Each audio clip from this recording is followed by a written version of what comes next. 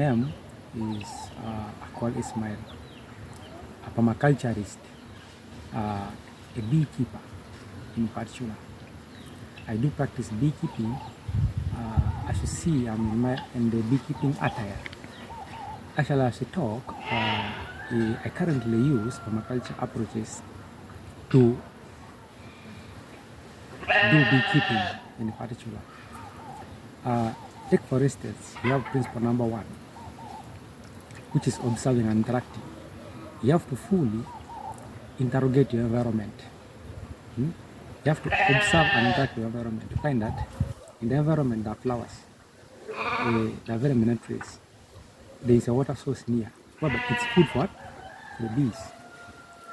The bees forage to the tree species, various tree species, to explore nectar and pollen in particular.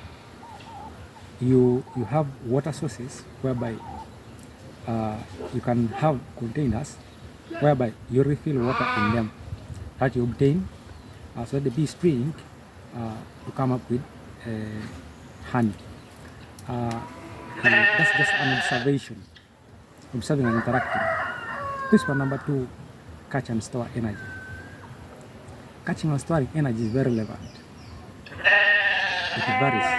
In the field of beekeeping, catching and storing energy, you have to make a beehive which is out of a tree, followed by 2 timber, those things. You convert it into a hive, bake the hive, take it to the bush.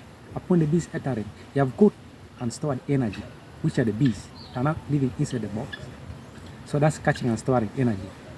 You find that principle number 3, obtain a yield after your daily hustles, taking care of those bees in a varied aspect, giving them water, feeding them with the sugar syrup.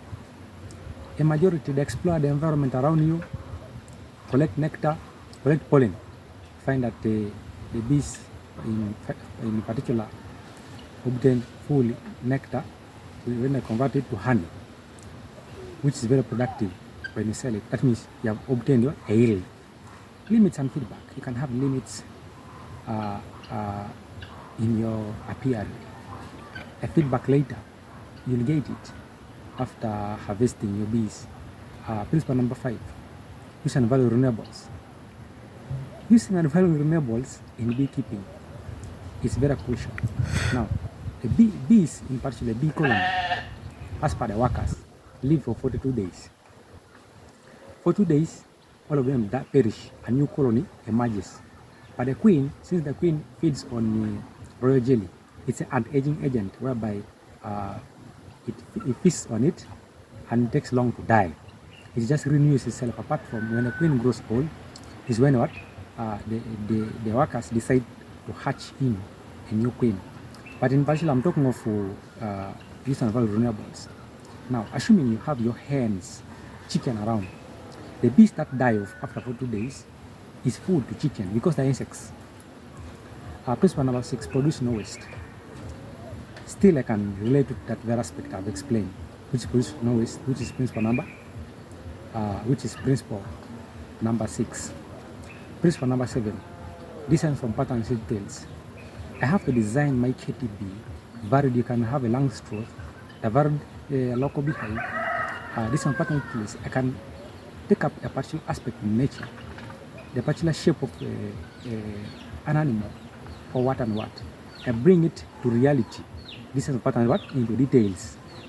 Just like a spider makes its cob. A spider makes its cob in a unique way. So I can copy that style and use that style in growing passion fruits. The way the spider makes its net, I use that net to convert it passion fruit to growing, which is very nice. Now, another thing, integration and segregation. You can no longer depend on bees alone, but you can have varied things. You can have poultry, mangoes. You can have an orchard of oranges, assessing the environment, varied things, which is integration and segregation, whereby when you lose in one enterprise, you are capable of standing up and achieving in this next enterprise. And now, I have principle number 9, slow and small solutions. I have not to be rational and rational.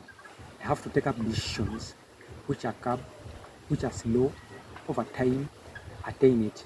If I don't have money, I have capital. I use the literal available material to come up with my KTB, although the cost of a KTB is high, but literally I do make it using my own self. So I have to